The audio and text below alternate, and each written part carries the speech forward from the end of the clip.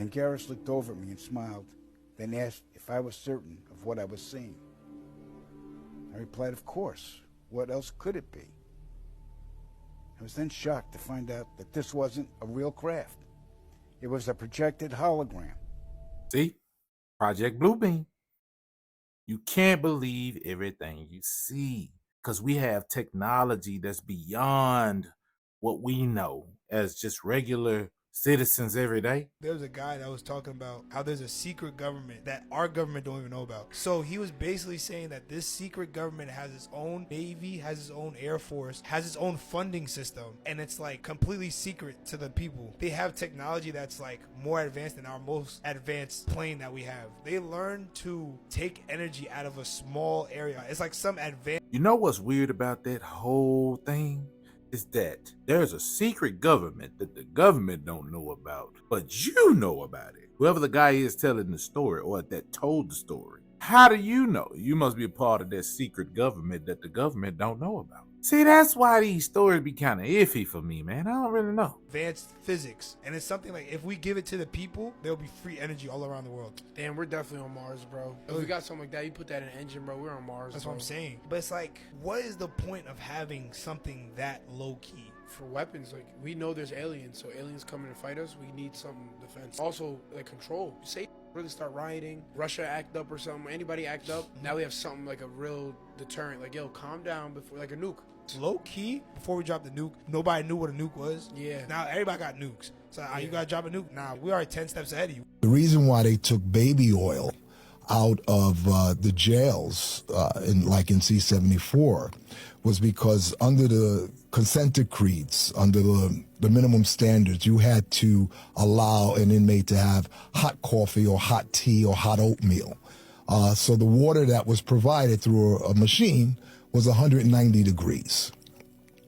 And they took this 190 degree water and poured it in a bucket, and they poured baby oil in the bucket, so that when they doused this inmate, this particular inmate, with this hot scalding water and baby oil, it just peeled his skin right off because of the heat and the oil sticking to his body.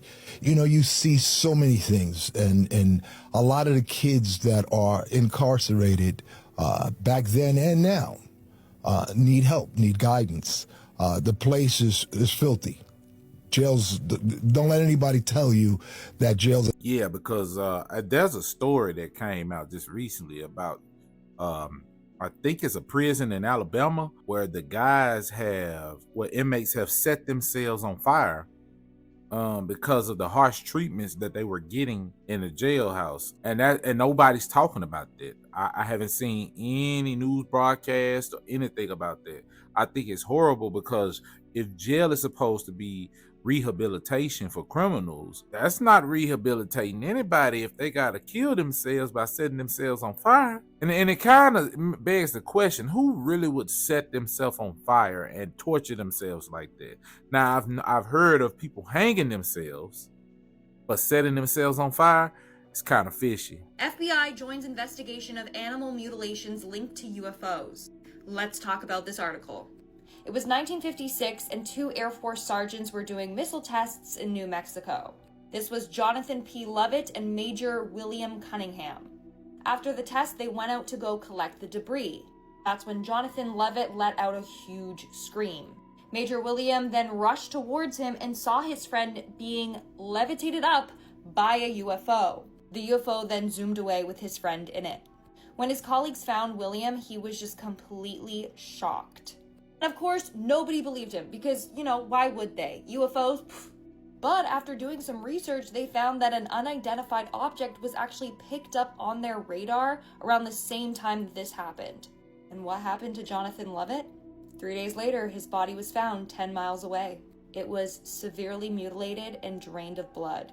Don't believe me? Google the news report. Not gonna lie, I've seen the cartel do worse. You can't just blame this on aliens if they're real. Dog, did y'all see Roland Martin's meltdown the other day regarding RFK? For context, RFK went to a barbershop, I'm not sure in what city, but he was talking in front of black men. It may have been black women there too, but the footage I saw was mostly black men. because I saw it on Roland's program because somebody sent me the YouTube link. And RFK was basically saying that he wants to give black folks, especially the youth, a shot at education. Like, education is the pathway that he was saying that leads to autonomy of one to make better decisions for their lives, to put them and their family in better positions in America. And we all know he comes from the Kennedy family, so he's extremely privileged, but he was comparing to where he was even struggling with drug addiction, how because he always was focused in school and did what he needed to do, that through education and through that drug addiction, he was able to make something of himself. But he didn't acknowledge his privilege in that, but we all know the Kennedys. Like, okay, bro. But he was using the drug problem as a metaphor, I'm assuming, or something to connect the plight that black folks go through. Drug addiction was his plight. So he was saying that, yes, racism is always going to be in America. It is a human thing to where bigotry and disparities are going to exist. But how do you best combat that if something's going to be here inevitably so? You prepare and educate yourself with the tools needed to accomplish what you need to accomplish, so that when racism comes your way, that you're equipped with what you need to, you understand, no, I'm qualified to be here. No, I deserve to be here. I work to be here. That's true, because when you're presented with adversity, especially racism, if you don't know the origins of this whole racism thing, then you can't combat somebody who thinks they know how to be a racist. And that's why I try to tell all my people, look, the best way for us to combat racism, especially when somebody say the N-word, laugh at it. Don't give it any power. We have to let them know, bro, this is 2024 going into 2025, not 1960 or 1950. You got to try something new. We have turned the N-word, into a term of endearment for each other. So why does it bother? I don't understand why it still bother black people when white people try to use it to make them upset. Because if you call me a nigga, I'm gonna call you one. Like, you get out of here, nigga. I'm like, nigga, I ain't going nowhere. I'm just saying, you gotta learn how to not give stuff power. Give them the confidence to where he said it can like roll off your shoulder. Not saying that you won't be impacted, but you won't let that discourage you. Boy, oh boy, Roland Martin heard that and had a fucking meltdown. There is no white man in this country, let alone a Kennedy, that can tell black people how resilient they can be. Do they know what it's like to go to a bank with a business plan and be turned down and you got everything you need?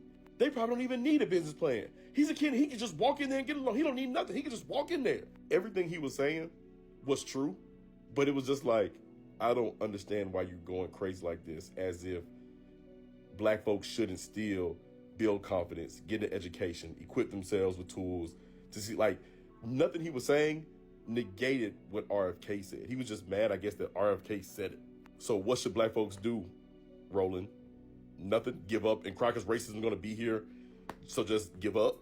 That shit was crazy. Good God.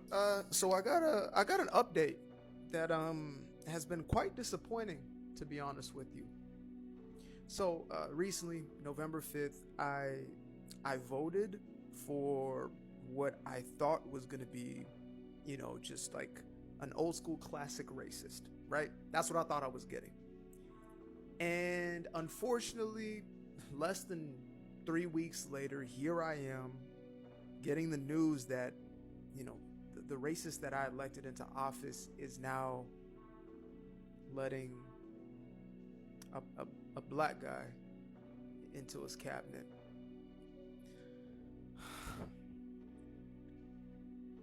To all my MAGA folks out there, I want to apologize just on behalf of all of y'all. Like, I'm so sorry. They told us what we were voting for. They told us to beware of this man and what he was, and we thought we were getting a racist, but then all of a sudden he ends up doing the unthinkable. So yeah, I really don't know what to say to you guys besides to all my liberals out there, this must be super awkward. This must be a really awkward moment. But I know, trust me, I know it's not enough for you guys because nothing ever is enough. So you're just gonna, put it on the usual suspects of, oh, well, he's just a token black guy. And, it's never enough. You're like, oh, where's the black guy? And then, the black guy's in there. And then now you're like, oh, but that's not enough. We need everybody to be black. And then it's like, maybe everybody was black. And like, that's not enough. We need everybody to be blacker and, and less gender. And, but yeah, as far as this one, guys, this one's been one of the more disappointing ones. I mean, first the guy goes ahead and gets all these women into his cabinet, and there's more of them. He's just been announcing more and more women, and then gay guys, and I don't know. I don't understand. I mean, I thought I voted for a genuine fascist, an Aryan brother, a man of the brotherhood, but now he's of the brotherhood. You know what I mean? Like, I thought I was voting for a guy who was the brotherhood, like the brotherhood, the brotherhood, little mustache, and then it's like now he's with the brotherhood. Wow. A lot of therapy is going to be necessary after this one. Any liberals out there, please let me know who you have been using in the last 2.5 weeks, because it's going to be heavy duty. I need recommendations immediately. This is unthinkable. And to put this guy in charge of housing development, I thought you didn't let black people into your. Never mind. Putting him in charge of housing development, this is directly gonna affect black people in a positive way. Everybody has said that this man is a racist, bro. I'm tired of trying to prove to people that he ain't. But hey, it is what it is. You see what you see. Get over it, liberals. Get over it. This is an NBC News special report. Here's Lester Holt.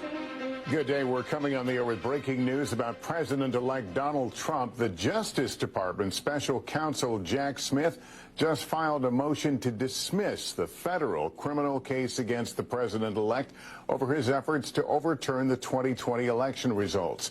The news comes after NBC News learned the Justice Department had been planning to wind down its federal cases against Mr. Trump. It also comes as NBC News learned that Smith and his team plan to resign before Mr. Trump returns to the White House.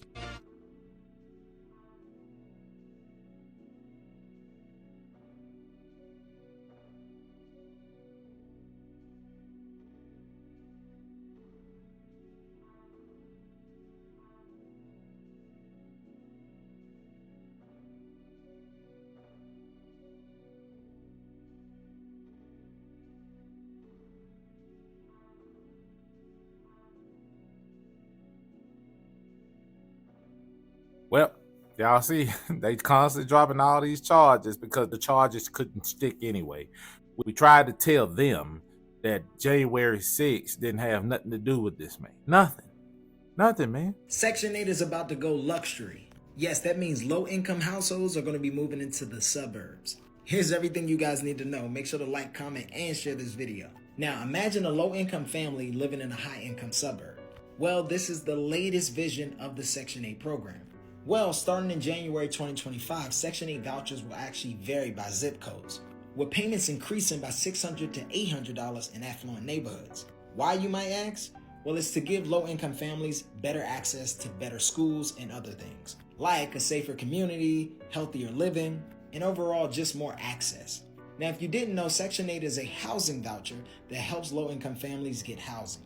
And basically, voucher holders tend to pay about 30% while the government pays 40%, which at times this can vary. Now, here's a current breakdown of the current rents and then the future rents. And then over here, you got your 1-bedroom, 2-bedroom, 3-bedroom, and 4-bedroom. Now, right now, this article only talks about a particular area, so we have to see if it's going to go nationwide. All that being said, I hope this helps you guys. Make sure to like, comment, and share this video. Wish I can get Section 8, but that's going to be good for the people who can. And he's making it where y'all can get nicer homes. And you won't have to deal with no bull crap. This team, I've been able to play on a lot of teams, San Diego, Washington, Denver. But this is the greatest team because we have the opportunity to make a generational impact. Us together. See, revitalization doesn't have a color. It doesn't have a party. Revitalization starts in the heart of every man.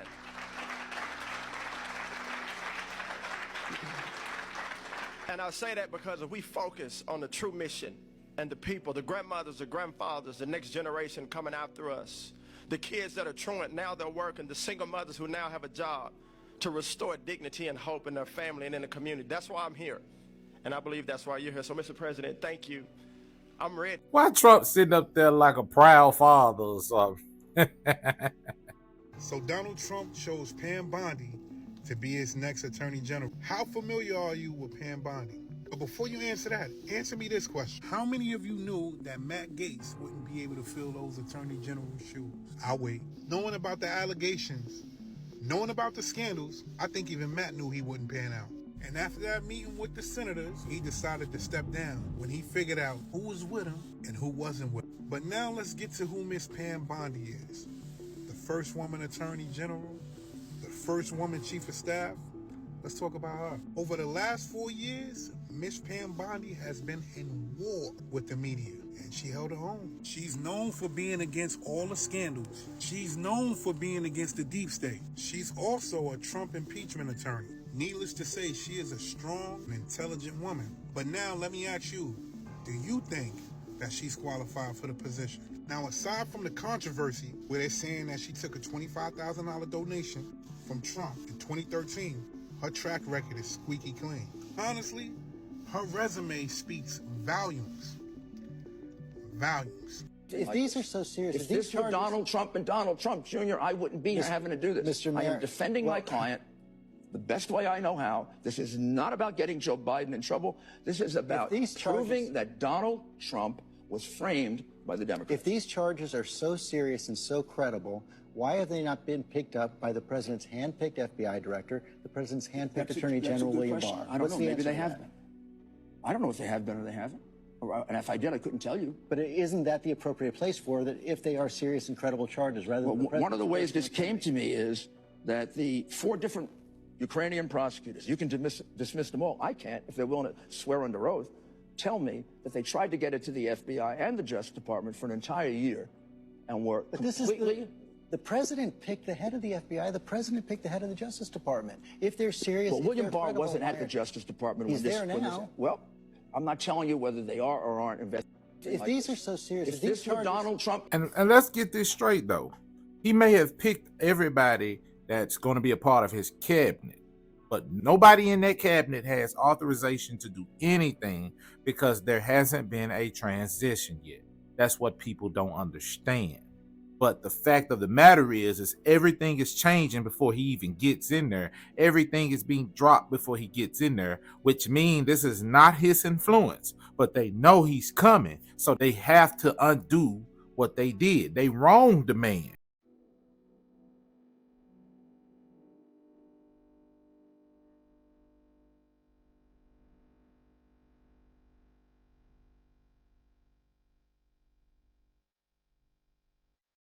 Now that look real. I don't know if it's real, but it definitely look real. I mean, they caught it from a plane window, looks like a private plane too. So something I think is not discussed a lot openly is the fact that this war and wars in general completely ruins the landscape in which it's waged on. I mean, absolutely everything gets destroyed. The wildlife, the plants, the animals, all of the buildings get destroyed. All of the people lose their homes.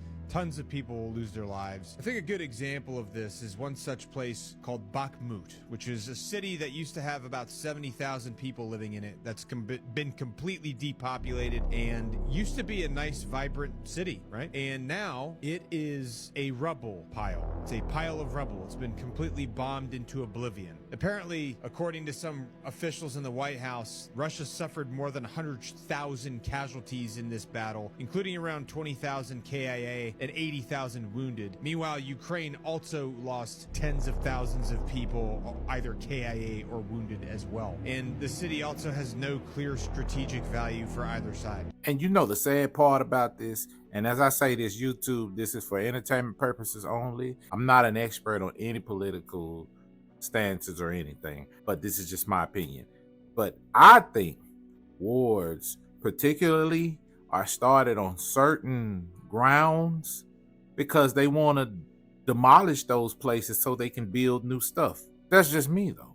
I don't know. Maybe I'm wrong. Rappers get paid to push a certain narrative. What did Meek Mill say?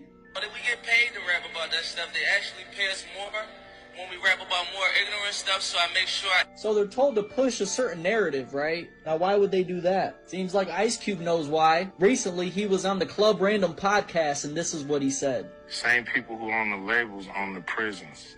Literally the same people? Literally the same people. It seems really suspicious, if you want to say that word. The records that come out are really geared to push people towards that prison industry. I mean, us conspiracy minds already knew, right? I did a video on this last year. And it must be well known in the industry. Listen to what Tekashi says. I bet you there's rappers in here right now that can rap way better than me. You can rap way better than me. You will never be where I'm at because this industry is rigged.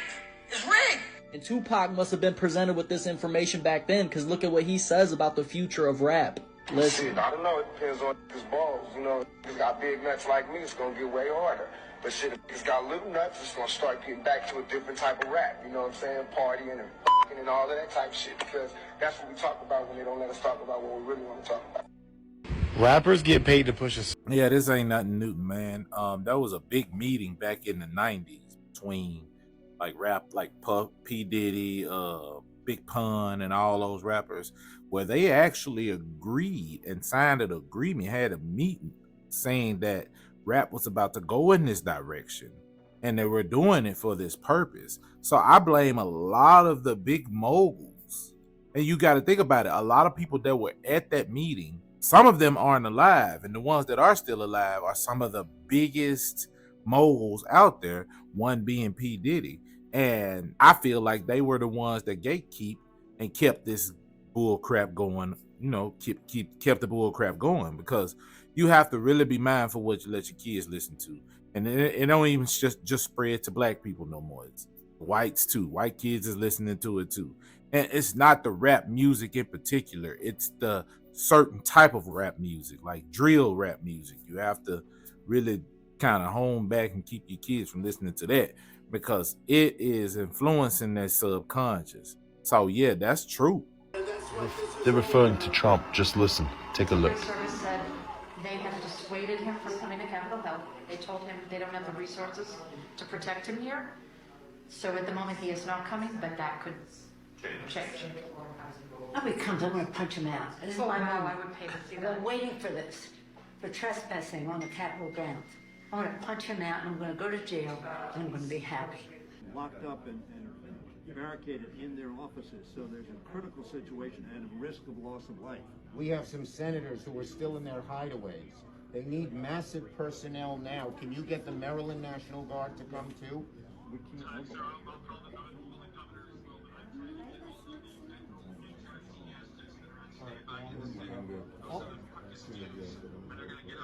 Mr. Secretary, obviously Prince George's County, I will call Angela Alsobrook, the county executive. I'm sure she'll deploy whatever we need deployed. Montgomery County as well, Fairfax and Arlington all have very significant forces. Yes, sir. I'm going to call the governor when I get off with you. Good. All right. Everything on my hand, I'm trying to get this. Thank you. We won't take any. I have something to say, Mr. Secretary. Well, I'm going to call the mayor of Washington, D.C. right now and see what other outreach she has to other police departments, as Leader Hoyer has mentioned. And also that we can deliver the good news that you are now going to, instead of blocking the National Guard, that you will...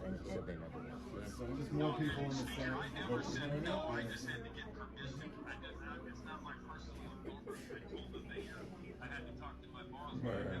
And then did you talk to your boss? So we... Okay.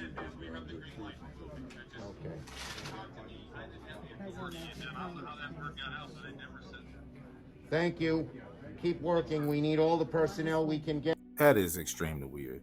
Death in space is nowhere near as spectacular as movies would have you think. Yeah, they make it seem like if you take that helmet off, you just immediately freeze up. No. There's nothing making you cold other than you radiating heat from your skin. You'll only get as cold as quickly as you can radiate away heat. There's nothing touching you that's making you cold. It has to wait for you to radiate away. Yeah, you'll feel very cold very quickly, but you're not going to die from that fast. You also have dissolved gases in your body because it's vacuum of space. You don't have the air pressure tamping down the dissolved gases. So you take away the air pressure, then the dissolved gases will begin to bubble out of your blood. That's what's happening. Today I have some good news to report from the Middle East. I just spoke with the Prime Minister of Israel and Lebanon.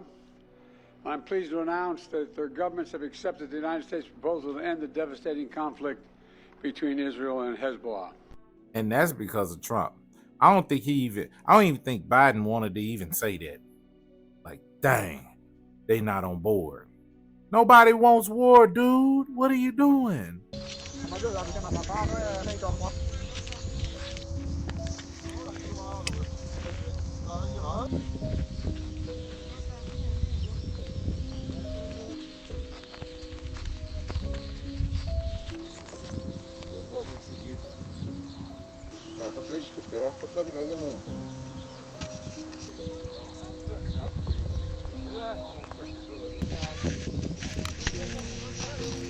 I don't know. Looks a little AI. But if it's real, why they haven't talked about this? Ain't no way this video is floating around on TikTok and they haven't announced it on no major media source. I don't get it.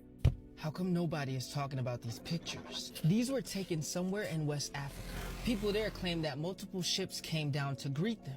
At first they were scared, but soon after realized that the beings were friendly. Now supposedly they were kind, but they had come to tell the people a message. They said they came to that area because this is where mankind began, and that they had come to warn us, their offspring, of what's to come. Now of course the people there were quick to take photos, and apparently the beings stayed for about 2 hours. They didn't speak with their mouths, but communicated telepathically. Now the message they left the people was frightening. But before I tell you, why do aliens come here and not take me with them? Earth is ghetto, okay? Let's say the aliens came and gave you an opportunity to leave. Your second act gets to come with you.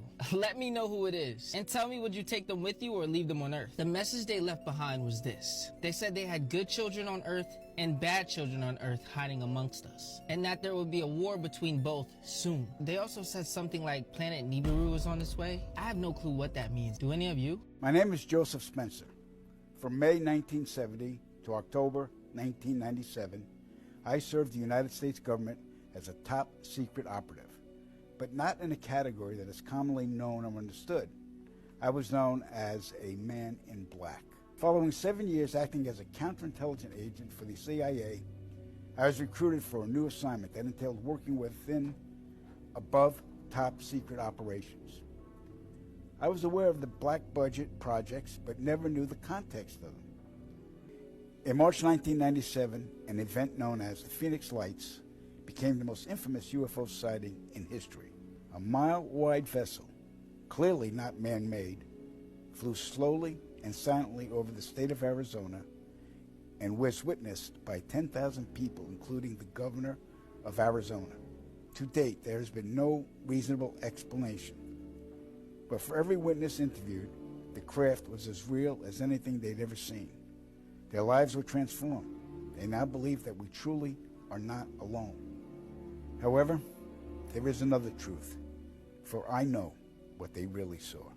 In 1986, while stationed at an underground installation near Boulder, Colorado, I was introduced to Project Skybeam by Lieutenant General Andrew Garris. I was then led down a corridor and into a large hangar where a stealth bomber hovered only 20 feet above me. I stood there confused. Then Garris looked over at me and smiled, then asked if I was certain of what I was seeing. I replied, of course. What else could it be? I was then shocked to find out that this wasn't a real craft. It was a projected hologram. Since the early 1950s, scientists have been developing holographic technology, and over the years improved it to a state that we can only imagine. As I stood there staring at the bomber which looked so absolutely real and solid that I could reach up and touch it. I contemplated the possibilities. What if this projection was 1,000 feet up in the sky? How would anyone know that that was an illusion? See? Project Bluebeam.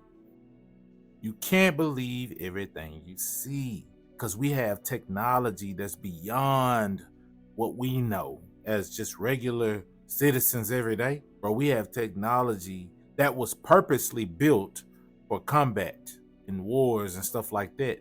And now they're using it on us. The Phoenix Lights craft, witnessed by 10,000 people, was the first grand-scale skybeam test upon the public.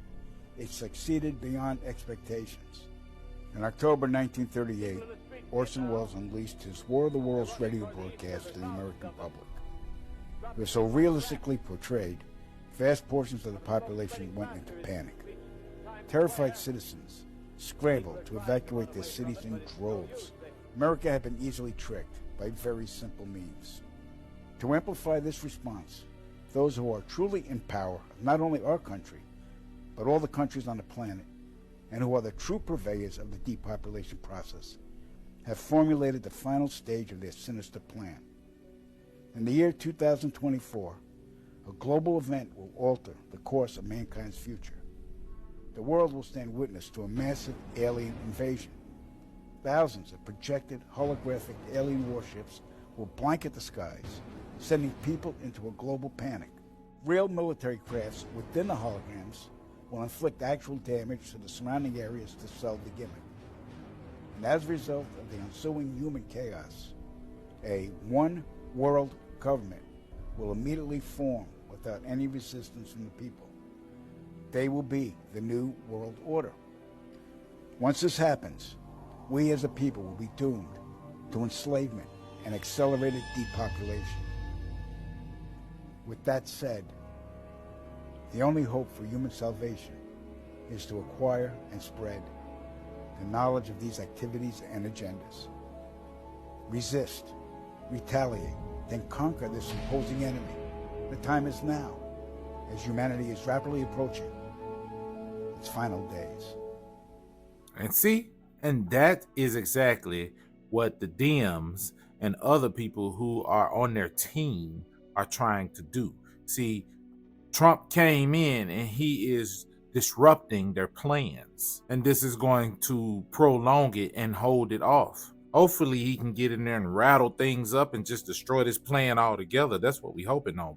And let's not look at it like Trump ain't got his work cut out for him, because he does, bro. He has his work cut out for him. And we're going to see more pictures like those famous pictures when he was in office before of him getting off that helicopter with that tie loosened up and that shirt unbuttoned like he had a long day. That man worked his butt off for this country, and he's going to do it again.